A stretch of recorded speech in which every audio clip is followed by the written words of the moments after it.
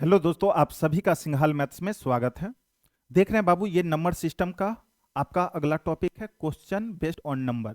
इससे पहले हम लोग एलसीएम एचसीएफ कंप्लीट कर चुके थे और ये अगला टॉपिक है आपका क्वेश्चन बेस्ड ऑन नंबर। तो आज हम लोग क्वेश्चन बेस्ड ऑन नंबर पढ़ेंगे। इसमें देखेंगे बाबू किस तरह का क्वेश्चन पूछा जाता है। तो चलिए देखते हैं क्वेश्चन बेस्ड ऑन नंबर। देखिए, जैसे पहला क्वेश्चन आपको दिख रहा होगा, टाइप 1 है। बाबू टाइप 1 में पहला क्वेश्चन है, किसी संख्या को 425 से विभाजित करने पे शेषफल 45 होता है, उसी संख्या को 17 से विभाजित करने पर शेषफल क्या होगा। अब देखिए बाबू, इसमें कंसेप्ट वाली बात क्या है, ध्यान दीजिएगा। किसी संख्या को 425 से भाग देंगे तो शेषफल आपको 45 होगा, और उसी संख्या को 17 से भाग देंगे तो शेष क्या है। लेकिन संख्या पता नहीं है, लेकिन आपको 17 से भाग देकर शेष को निकालना है, लेकिन संख्या पता नहीं है।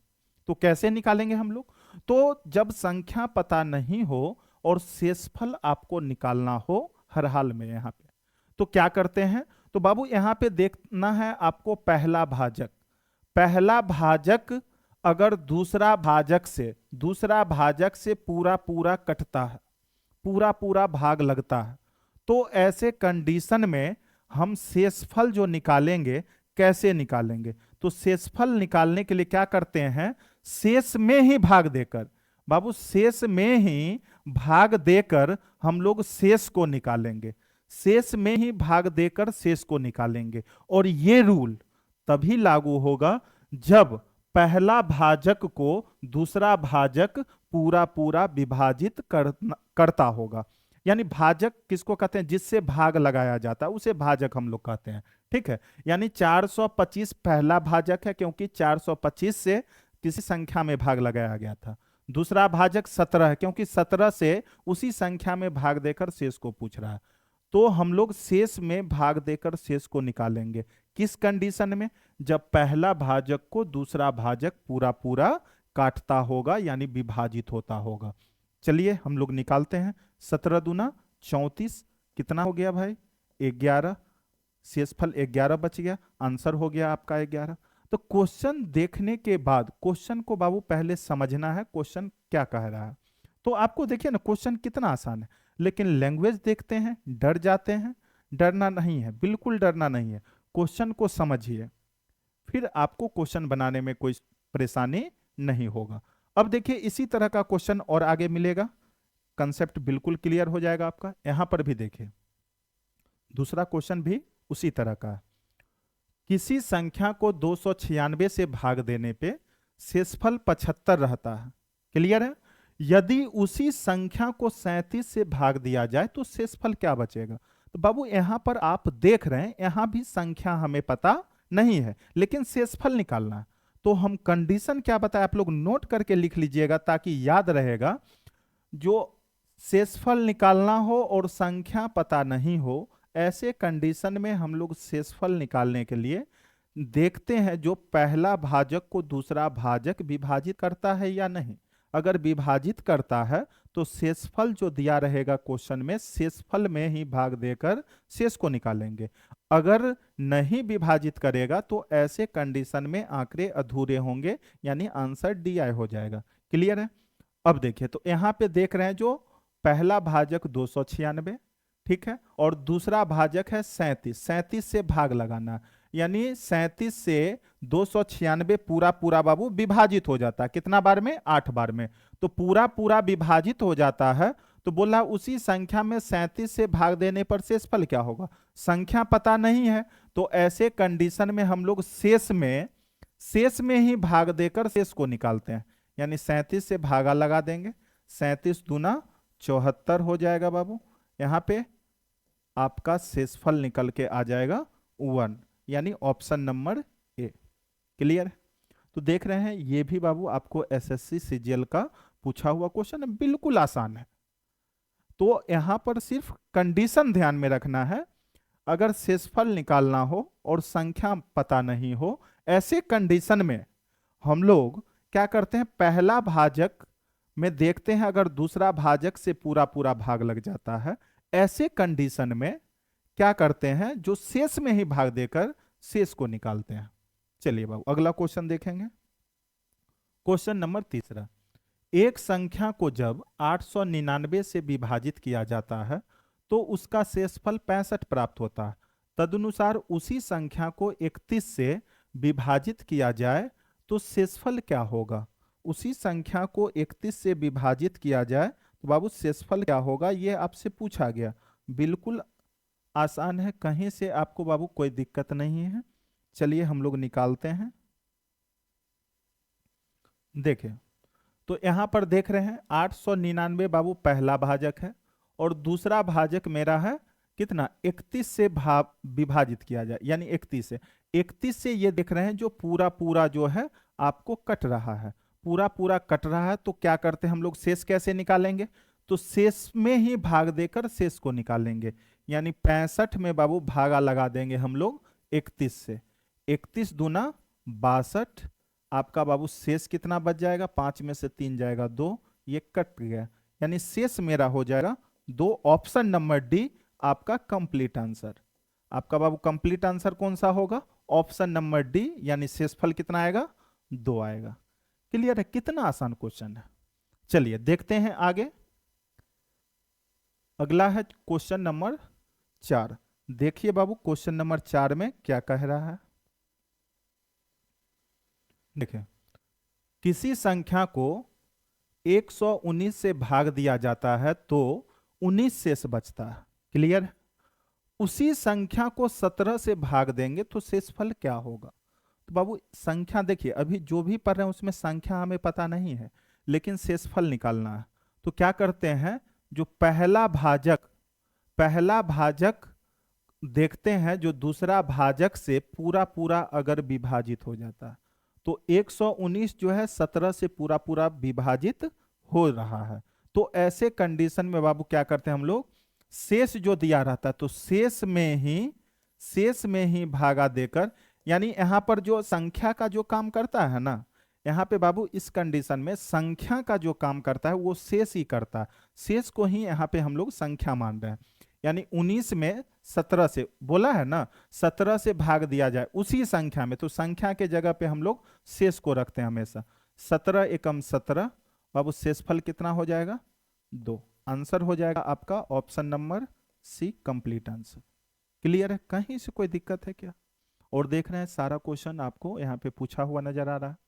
चलिए बाबू अगला क्वेश्चन, क्वेश्चन नंबर 5 नहीं है, ये टाइप चेंज हो गया। तो एक टाइप का देखे वहां पे 3-4 क्वेश्चन किए तो आपका कंसेप्ट बिल्कुल क्लियर हो गया होगा, कहीं से कोई परेशानी की बात नहीं है।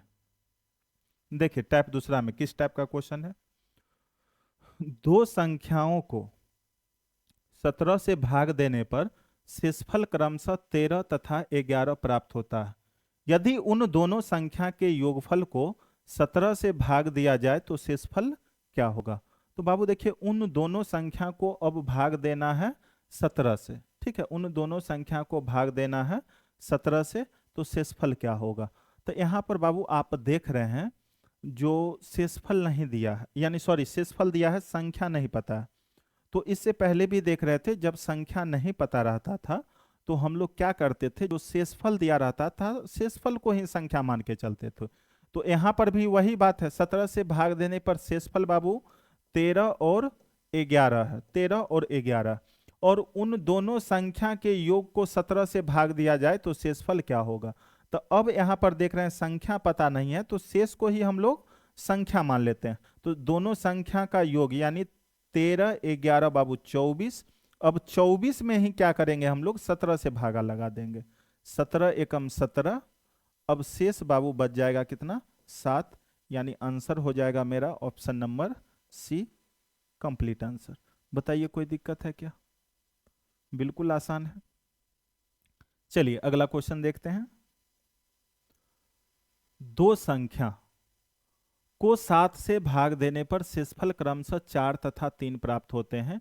यदि उन दोनों संख्या के योग को 4 से भाग दिया जाए तो शेषफल क्या होगा। अब देखिए बाबू जरा गौर कीजिएगा, दो संख्या को 7 से भाग देने पे शेषफल है 4 और 3, ठीक है, 4 और 3 शेषफल। अब उन दोनों संख्या के योगफल को 4 से भाग देना है, तो संख्या तो पता नहीं है, तो तो क्या करते हैं, जो शेष देता है शेष को ही संख्या मान के हम लोग चलते हैं। तो यहां पर देखिए बाबू गौर कीजिएगा, तो दोनों संख्या के योग को, मतलब 4 और 3 दोनों शेषफल को ही जोड़ लेंगे संख्या मान के, यानी दोनों संख्या के योग को 4 से भाग देना, 4 से भागा लगा दीजिए, 4 एकम 4, शेषफल बाबू कितना बचेगा 3। यही आपका आंसर होगा। ऑप्शन नंबर सी आपका complete answer, option number C आपका कंप्लीट आंसर है। तो चलिए अगला क्वेश्चन की ओर चलते हैं। आप लोग बाबू ध्यान से पढ़िए, कहीं से कोई दिक्कत नहीं होगा। जितना भी अभी तक देख रहे हैं, जितना भी चैप्टर पढ़ा रहे हैं, बिल्कुल आपको आसान लगता होगा। तो प्रैक्टिस भी जरूरी है, जितना भी चैप्टर आप पढ़ते जाते हैं उसका प्रैक्टिस कीजिए, और उससे संबंधित जो भी क्वेश्चन है आप उसको कीजिए, तो ज़्यादा ही बेहतर होगा। चलिए अगला क्वेश्चन है क्वेश्चन नंबर 3। यदि दो संख्या x तथा y को किसी संख्या d से अलग अलग भाग दिया जाए तो शेषफल क्रमशः 43, 75 और 29, 86 प्राप्त होता है। यदि उन संख्या का योग अर्थात x प्लस वाई, उन संख्या का योग यानी x प्लस वाई, जब संख्या नहीं पता रहता तो शेष को ही जोड़ते हैं, तो शेष को बाबू यहाँ पर x प्लस वाई मान लेंगे, ये दोनों को जोड़ेंगे। 5, 6, 11, 1 हासिल 1, 8, 8, 16, 6 हासिल 1, 10, 3, 13 हासिल 1, 4, 2, 6, 1, 7, यानी इतना आ गया। अब क्या करना है, इसमें d से भाग दिया जाए, d से बाबू भाग देंगे तो बोला शेषफल जो बचेगा वो 23, 61 बचता है। शेषफल बाबू कितना बचता है 23, 61 प्राप्त होता है। तो संख्या d का मान ज्ञात कीजिए।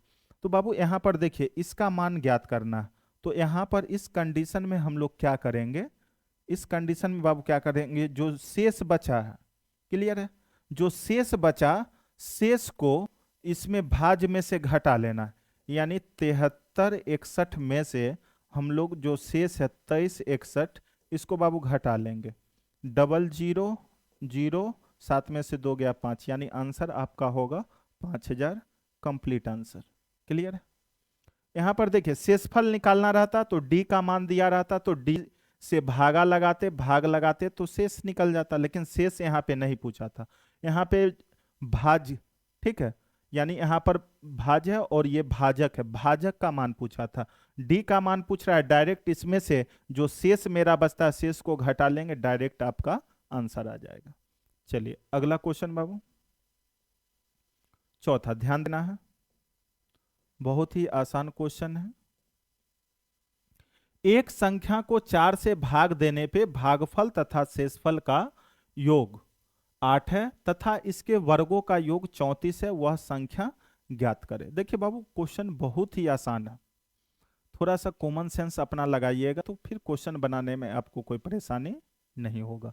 जरा ध्यान देंगे यहाँ पे, एक संख्या को 4 से भाग देने पे भागफल तथा शेषफल, ठीक है, भागफल तथा शेषफल का योग 8 है, तो भागफल नहीं पता है। देखिए बाबू मान लिए जैसे भागफल, भागफल को क्यू लिखते हैं बाबू, और शेषफल यानी रिमाइंडर, शेषफल मान लिए, शेषफल जो है आर है, शेषफल बाबू क्या है आर है।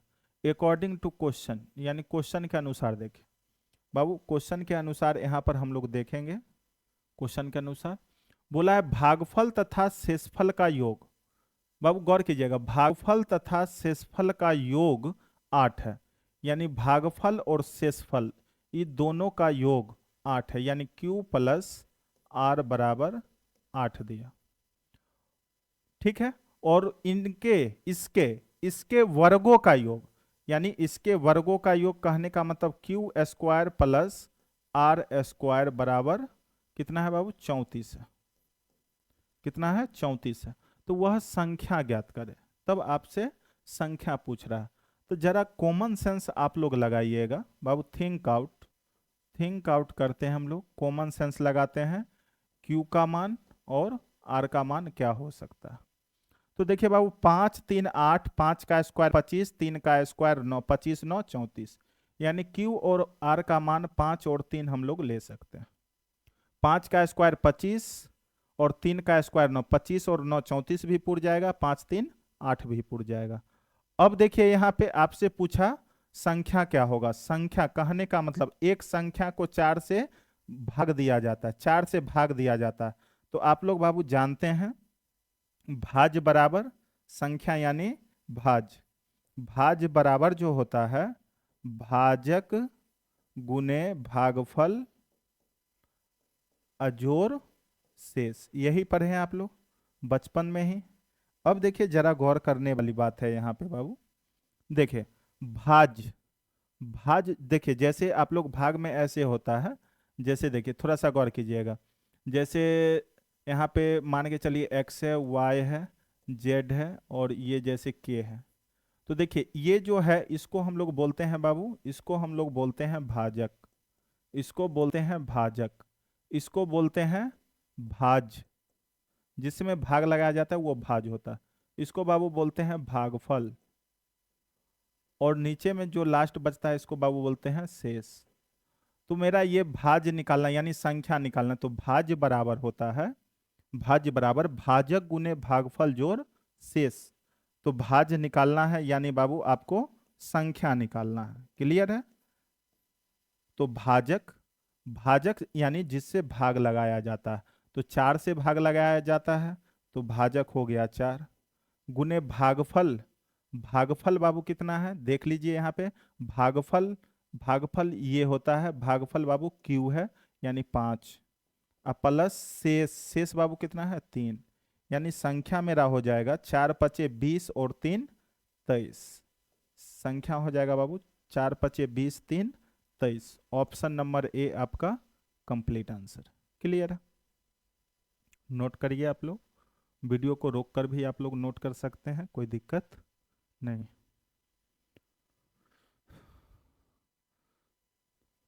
जो भी बच्चे वीडियो देख रहे हैं बाबू, अगर चैनल को सब्सक्राइब नहीं किए हैं तो सबसे पहले चैनल को जरूर सब्सक्राइब करें। और वीडियो आपको अच्छा लग रहा है तो वीडियो को अधिक से अधिक शेयर करना है। अभी आप देख रहे हैं आपको यूट्यूब पे हम पढ़ा रहे हैं और बिल्कुल फ्री क्लास है, इसमें आपको एक भी पैसे नहीं लग रहे हैं। लेकिन आपको कंटेंट हो या मटेरियल जो भी है, क्वेश्चन आपको 0 से सिलेक्शन तक का, यानी जो भी है आप देख रहे हैं सारा क्वेश्चन आपको एसएससी वगैरह जो भी एग्जाम है सारे पूछे हुए क्वेश्चन है। और कंटेंट आपका बहुत ही अच्छा है। कोई भी बुक जैसे जो भी हम पढ़ा रहे हैं इसके बाद आप दुनिया का कोई भी बुक बनाइए, आपको कंसेप्ट क्लियर रहेगा तो सारा बुक बन जाएगा, कोई दिक्कत नहीं होगा। बस मैथ क्या है, कुछ नहीं है, सिर्फ प्रैक्टिस का चीज़ है। थोड़ा सा प्रैक्टिस में आप रहेंगे तो थोड़ा फास्ट आप बना सकते हैं। एग्जाम में टाइम टेकन बहुत बड़ा चीज़ होता है, तो इसलिए आपको कंसेप्ट पता होना चाहिए। कोई भी क्वेश्चन को आप रटने का प्रयास कभी ना करें, समझने का प्रयास करें। समझेंगे यानी कंसेप्ट आपको पता रहेगा तो फिर क्वेश्चन बनाने में कोई परेशानी नहीं। चलिए बाबू अगला क्वेश्चन देखते हैं। क्वेश्चन और टाइप चेंज हो गया, तो देख रहे थे अभी टाइप दूसरा जो हम लोग किए, टाइप 2 में भी बेहतर क्वेश्चन था और बहुत ही अच्छा क्वेश्चन था और एक ही तरह का क्वेश्चन था। टाइप 1 में 4 क्वेश्चन किए, उसमें भी देख रहे थे सारा क्वेश्चन एक ही तरह का था। तो एक तरह का 2 3 4 क्वेश्चन करने के बाद क्या होता है, जो कंसेप्ट मेरा बिल्कुल क्लियर हो जाता है। चलिए अब देखते हैं बाबू टाइप तीसरा। ये भी पहला क्वेश्चन है और ये भी पूछा हुआ क्वेश्चन है, बहुत ही अच्छा क्वेश्चन है। देखें विभाजन, विभाजन के एक प्रश्न में विभाजक भागफल का 12 गुना तथा शेषफल का 5 गुना है, तदनुसार यदि उसमें शेषफल 36 है तो भाज्य कितना होगा, यही आपसे पूछ रहा है। तो देखिए बाबू विभाजन के प्रश्न में विभाजक यानी भाजक, विभाजक बोलिए या भाजक बोलिए वही होता है, ठीक है। जिससे भाग लगाया जाता है उसी के बाबू विभाजक भी बोलते हैं और भाजक भी बोलते हैं। चलिए तो कंडीशन दिया है हमको भाजक में, भाजक में, भागफल में और शेषफल में कंडीशन दिया है। देखते हैं क्या है कंडीशन। देखें भाजक जो है भागफल का 12 गुना है, यानी बाबू भाजक जो है भागफल का 12 गुना है तथा शेषफल का 5 गुना है, शेषफल का 5 गुना है। तदनुसार यदि उसमें शेषफल 36 है, शेषफल ले लीजिए बाबू 36, ठीक है। यानी भाजक जो है भागफल का 12 गुना है और शेषफल का 5 गुना, यानी भाजक जो है शेषफल का 5 गुना है। तो शेषफल 36 है, तो 36 का 5 गुना, 36 का 5 गुना बाबू होता है 180, यानी ये भाजक निकल गया 180। क्लियर है। और क्वेश्चन का कहना है, क्वेश्चन देखिए बाबू जरा गौर कीजिएगा, भाजक आपको देखिए डायरेक्ट हम लिख सकते हैं, लेकिन आपको समझाने के लिए हम थोड़ा सा बेहतर ढंग से बता रहे हैं। क्वेश्चन का कहना है जो ये भाजक जो है ना, क्वेश्चन का बाबू कहना है जो भाजक जो है, भाजक भागफल का 12 गुना है, यानी भाजक जो है बाबू भागफल का 12 गुना। इसका मतलब है भागफल अगर हमको निकालना होगा, भागफल अगर बाबू निकालना होगा तो ये 12 जो है इधर आएगा, तो भाजक के बट्टे में आ जाएगा 12, यानी भागफल बराबर जो होगा भाजक बट्टे में 12। तो यानी इसके बट्टे में 180 के, भाजक तो 180 है, तो 180 के बट्टे में 12, तो 180 में 12 से बाबू भाग देंगे, 12 एकम 12, 12 एकम 12, बचेगा 6, 12 पचे 60, यानी भागफल निकल गया। तो देख लिए बहुत आसानी से हम लोग यहाँ पर निकाल लिया, आपको समझ में भी आ गया होगा। अब देखिए, अब आपसे बाबू पूछा गया बताइए संख्या क्या होगी, यानी भाज्य क्या होगा। तो आप लोग बाबू पढ़े हैं भाज्य बराबर, इससे पहले भी लिखे हैं भाज्य बराबर भाज्य बराबर भाजक गुने भागफल, और जोड़ होता है बाबू शेष, आप सभी जानते हैं। अब देखिए भाजक हमें बाबू पता है 180, गुने भागफल पता है 15, और प्लस शेष पता है 36। अब इसको गुना कर लेंगे, 0, 15 7 105, 15 8 120, 0 हासिल 12, 15 एकम 15 और 12 बाबू होता है 27,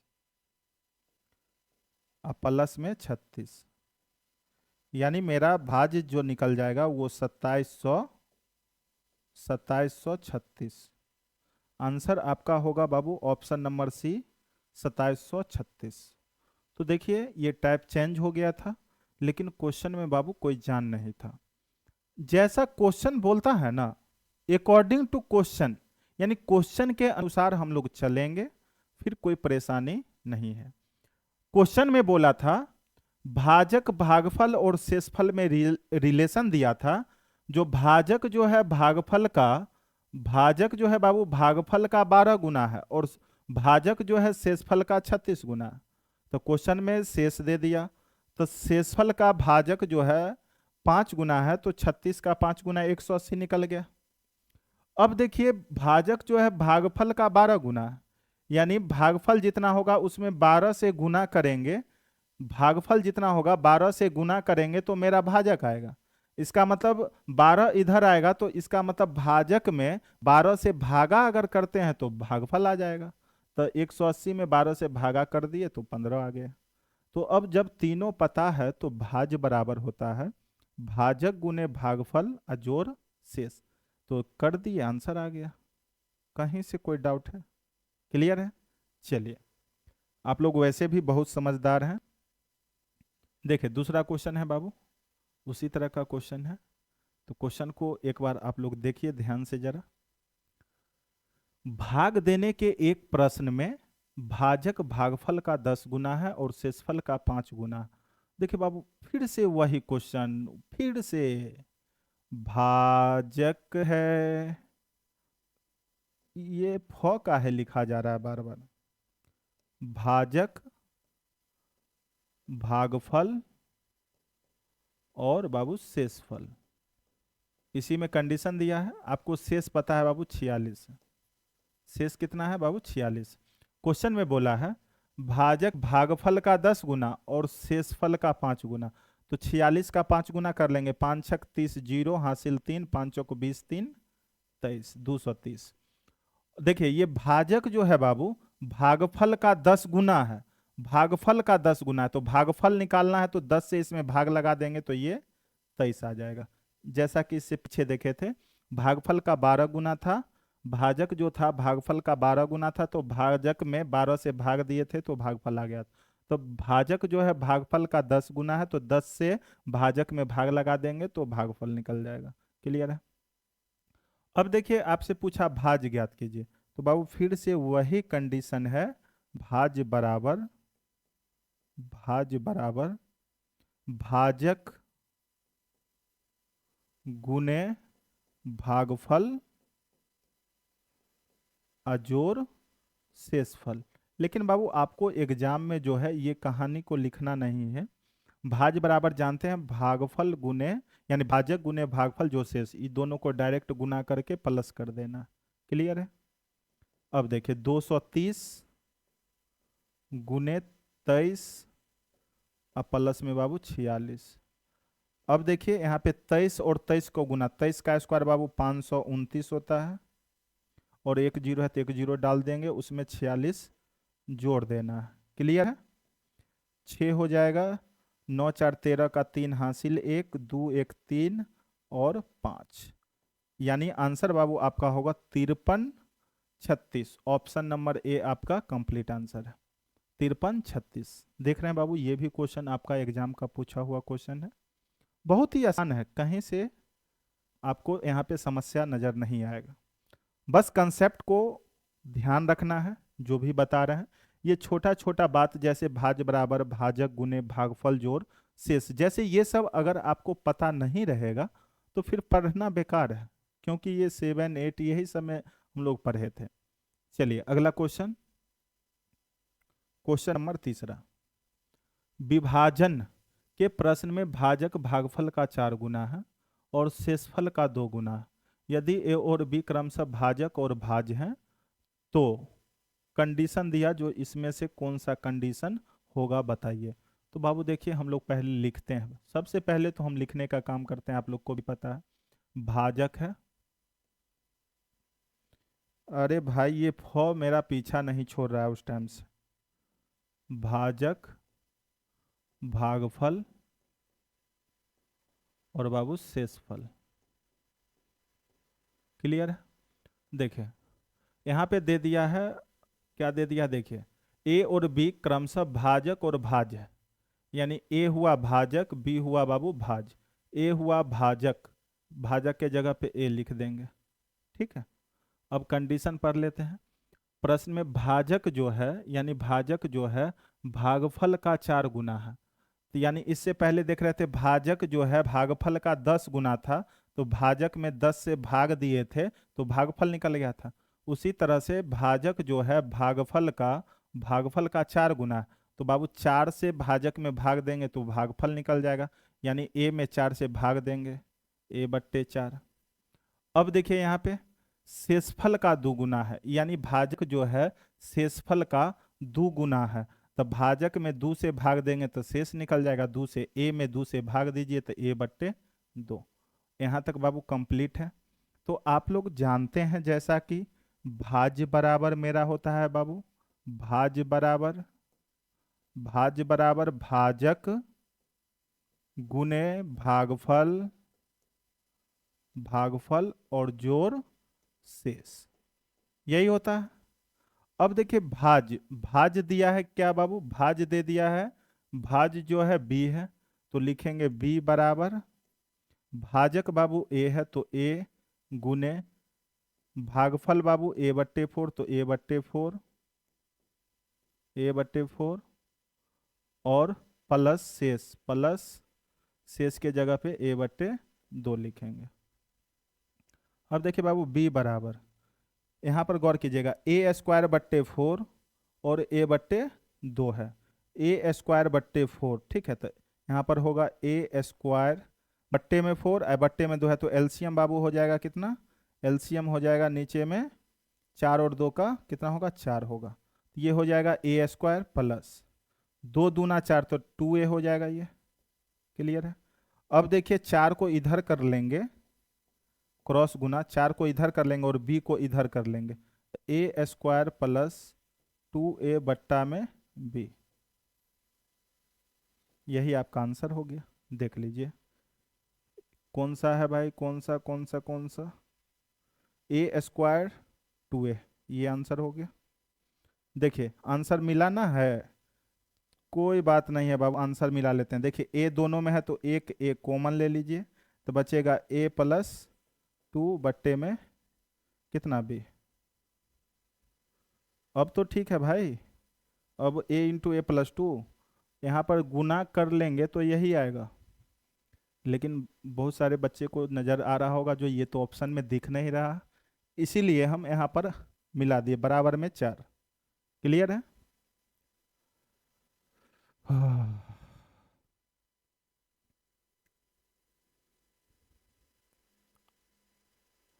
तो चलते हैं आगे बाबू। अगला क्वेश्चन है आपका क्वेश्चन नंबर 4। किसी संख्या को 3 से भाग, ओ टाइप चेंज हो गया। देखिए टाइप चेंज हो गया बाबू, ये भी क्वेश्चन एसएससी सीजीएल का पूछा हुआ है। देखिए ये क्वेश्चन जो है देख लीजिए एक बार अच्छे से, पहले क्वेश्चन को पढ़ना है, फिर कंसेप्ट लेना है, फिर क्वेश्चन को बनाना है। चलिए ध्यान देना है। किसी संख्या को 3 से भाग देने पर शेषफल 1 आता है। जब इस भागफल को 2 से भाग दिया जाता है तो शेषफल 1 आता है। यदि प्रारंभिक संख्या को 6 से भाग दिया जाए तो शेषफल क्या प्राप्त होगा? बाबू जरा गौर कीजिएगा, पहले कंसेप्ट देते हैं आपको, कंसेप्ट को अच्छे से पहले आप लोग पढ़िए, फिर क्वेश्चन को बनाएंगे। कंसेप्ट पता रहेगा तो फिर क्वेश्चन बाबू आपको रटने का जरूरत नहीं पड़ेगा। अब देखिए, यानी भागफल में जो है ना, यहाँ पे 2 विधि आपको देखने को मिलेगा, लेकिन क्वेश्चन सिर्फ एक से पूछता है। देखिए भागफल में एक क्रमागत भाग विधि होता है, क्रमागत भाग विधि, ठीक है। क्रमागत एक होता है क्रमशः, क्रमशः भाग लगाना है, और क्रमागत भाग लगाना, क्रमशः भाग विधि, ठीक है। अब देखिए दोनों में अंतर क्या है, दोनों में बाबू अंतर क्या है। देखिए जैसे क्रमागत अगर बोलता तो क्या होगा, क्रमशः बोलता है तो क्या होता। जैसे एक एग्जाम्पल जैसे हम दे रहे हैं, ध्यान दीजिएगा, बहुत ही मजा आने वाला है। जैसे कोई संख्या बाबू 56 है, बोलेगा 56 में क्रमागत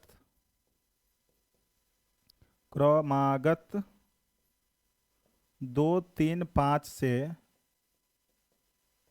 भाग देने पे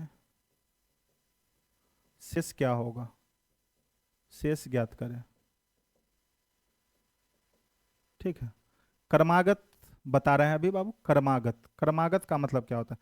देखिए 56 में क्रमागत भाग लगाना है ना, तो क्रमागत का मतलब होता है, जैसे पहले क्या करेंगे बाबू हम लोग यहाँ पे, पहले यहाँ पर क्या होगा, जो 56 में आप 2 से भागा लगाएंगे, 2 से 2 दूना 4, 2 दूना 4, 1 बचेगा बाबू, 6 उतरेगा, 2 अठे 16, पूरा पूरा कट गया।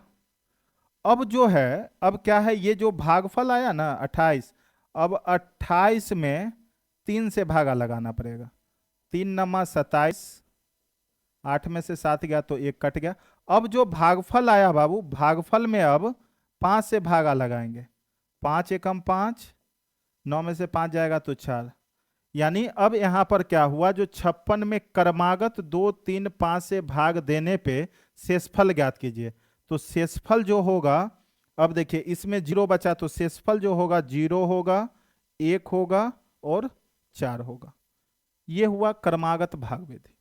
तो क्रमागत भाग विधि में हम लोग क्या करते हैं, जो भागफल आता है उस भागफल में भाग देते हैं, फिर जो भागफल आता है फिर भागफल में भाग देते हैं। ऐसा होता है क्रमागत भाग विधि में, या उत्तरोत्तर भाग विधि बोल सकता है, क्वेश्चन में उत्तरोत्तर भी बोलता है कभी कभी, तो टेंशन नहीं लेना।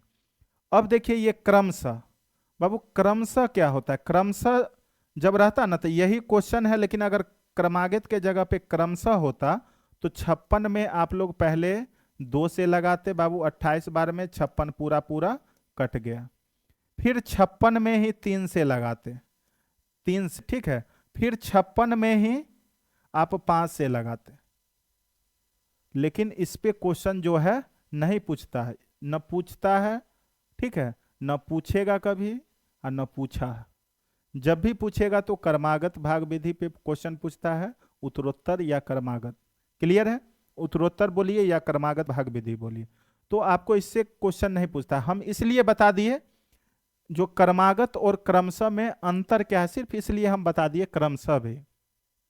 तो क्रमशः में क्या होता है, जो एक ही संख्या जो दिया है उस संख्या में बार बार भाग लगाना। लेकिन बाबू कर्मागत में क्या होता है, जो जो भागफल आते जाता है भागफल में हम लोग भाग लगाते हैं, भागफल में हम लोग भाग लगाते हैं। क्लियर है? चलिए अब देखिए क्वेश्चन कैसे बनता है, दनादन बनेगा। अब देखिए एक चीज और थोड़ा सा कंसेप्ट देते हैं बाबू, ध्यान दीजिएगा। ये क्रमशः को भूल जाइए, क्रमशः तो आपसे पूछता नहीं है, क्रमशः को माइंड में रखना भी नहीं है, क्या होता है नहीं होता है। कर्मागत, ठीक है, कर्मागत ध्यान में रखना है। भागफल में भाग लगाने की विधि को कर्मागत भाग विधि कहते हैं, भागफल में भाग लगाने की विधि। क्लियर है? देखिए यहाँ पे जैसा पहला है, किसी संख्या को 3 से भाग देने पर शेषफल 1 आता है। जब इस भागफल को 2 से भाग दिया जाता है तो शेषफल 1 आता है। यदि प्रारंभिक संख्या को 6 से भाग दिया जाए तो शेषफल क्या आएगा? बाबू गौर करना है यहाँ पे। देखिए 3 से भाग देते हैं तो बाबू शेषफल 1 आता है। फिर आपको 2 से भाग दिया जाता है तो बाबू शेषफल 1 आता है। फिर बोला यदि प्रारंभिक संख्या को 6 से भाग देंगे तो शेषफल क्या आएगा? तो प्रारंभिक संख्या में भाग देने के लिए पहले बाबू तो संख्या निकालना पड़ेगा। और अभी जस्ट देखे संख्या कैसे निकालते हैं, ऊपर से चलते हैं, सीधा चलते हैं तो बाबू प्लस, ऐसे चलते हैं तो गुना, फिर सीधा चलते हैं प्लस, ऐसे चलते हैं तो प्लस, ऐसे चलेंगे तो बाबू गुना होगा, फिर ऐसे चलते हैं तो प्लस होता है। यानी 2 1 3, 3 तिया 9, 9 1 10, यानी बाबू आपको संख्या निकल गया 10। संख्या कितना निकला? 10। अब अकॉर्डिंग टू क्वेश्चन बाबू, क्वेश्चन के अनुसार, क्वेश्चन के अनुसार संख्या 10 है और ये प्रारंभिक संख्या है। प्रारंभिक संख्या में 6 से भाग देंगे तो 6 से भाग देंगे तो शेषफल क्या आएगा? तो 10 में से 6 जाएगा तो 4 आएगा, यानी आपका आंसर हो गया 4। कितना हो जाएगा बाबू? 4। ऑप्शन नंबर बी आपका कंप्लीट आंसर है। क्वेश्चन पूछा हुआ था, शुरू में लग रहा था कितना भारी क्वेश्चन होगा, कैसे बनेगा। लैंग्वेज देखते हैं, जैसे पूरा बड़ा सा लैंग्वेज देखने के बाद ही माइंड थोड़ा सा इधर उधर होने लगता है। लेकिन कंसेप्ट बाबू लीजिए ना, कंसेप्ट लेने के बाद देखिए ना क्वेश्चन में कुछ है ही नहीं, बिल्कुल जीरो जीरो जीरो। चलिए अगला क्वेश्चन नंबर बाबू दूसरा। किसी संख्या को 4 7 से उत्तरोत्तर, अभी जस्ट बोले थे आपको भागफल में भाग लगाने की विधि को यहाँ पर कर्मागत विधि कहा जाता है, या उत्तरोत्तर भाग विधि बोले या कर्मागत बोले, दोनों सेम होता है। क्रमशः यहाँ पर नहीं चलेगा, क्रमशः से क्वेश्चन नहीं पूछता है, अभी तक न पूछा है न कभी पूछेगा। क्लियर है? चलिए अब देखिए 4 से बाबू भाग लगाना है और 7 से भाग लगाना है कर्मागत, तो शेषफल क्रमशः 2 और 1 प्राप्त होता है। तो बोला उसी संख्या को 28 से भाग दिया जाए तो शेषफल क्या होगा? तो उसी संख्या को 28 से भाग देना है, तो पहले तो बाबू संख्या निकालेंगे तब तो 28 से भागा लगाएंगे, कि बिना निकालने लगा दीजिएगा? तो पहले निकालना ना पड़ेगा। तो देखिए ऐसे चलते हैं, फिर ऐसे चलते हैं, फिर बाबू ऐसे चलते हैं, ऐसे चलते हैं तो जुड़ता है, ऐसे चलते हैं तो गुना होता है, ऐसे चलते हैं तो जुड़ता है। 7 1 8, 8 चौक 32 और 32 2 34, यानी बाबू संख्या आपका निकल गया 34। ठीक है 34। तो अब देखिए अकॉर्डिंग टू क्वेश्चन, संख्या में बोला 28 से भागा लगाएंगे तो शेषफल क्या बचेगा? 28 से कम 28, 28 से कम बाबू 28, शेषफल कितना बच गया? 6। आंसर ऑप्शन नंबर बी हो गया। क्लियर है? मजा आ रहा है आप लोग को क्वेश्चन बनाने में?